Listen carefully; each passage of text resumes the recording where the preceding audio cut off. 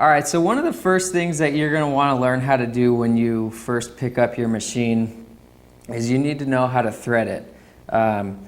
It's gonna be different on pretty much every machine, so I would suggest that you look in your manual to see exactly how they want you to do this, because if you don't do this exactly how the manufacturer wants, you're gonna end up with some weird sewing problems. So I'm going to show you how to do this on my machine because it's similar from most machines. You know, they all have kind of the same parts, but there is a little bit different way they want you to route some stuff. So I'm just going to run you through how I do it on my machine, and then you guys can look at your manual and figure it out on yours.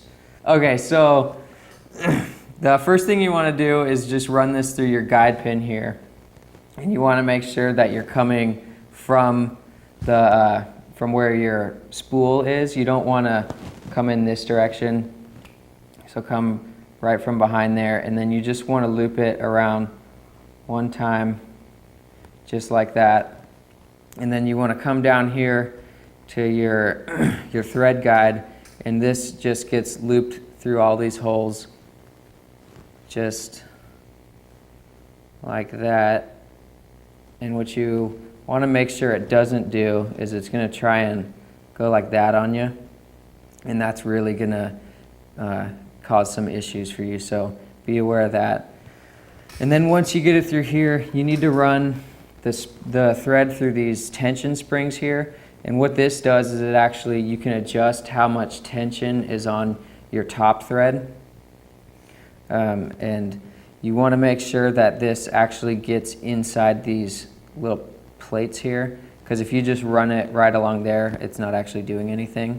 So what I do is I hold my finger right here and then just pull it in, and you'll know when it goes in there. And then the next thing we have to do is run it through our little tension take-up spring here, and there's this little kind of hook deal in here that you have to get it past and then come back down around this spring here, and this is kind of the most difficult part of this.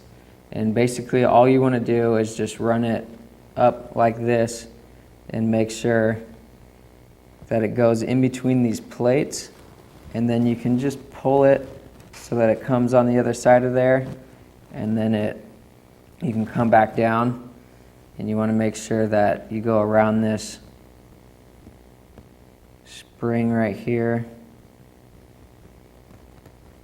because what that does is it helps take up any slack out of the string while you're sewing, or the thread, sorry.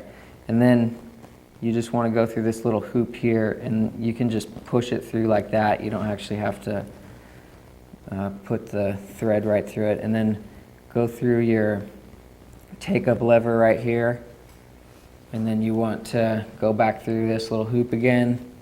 Same with this hoop. The same with this other hoop down here, and then you want to put it right there through that one. Oh, and then sometimes if these come out, make sure you keep an eye on that.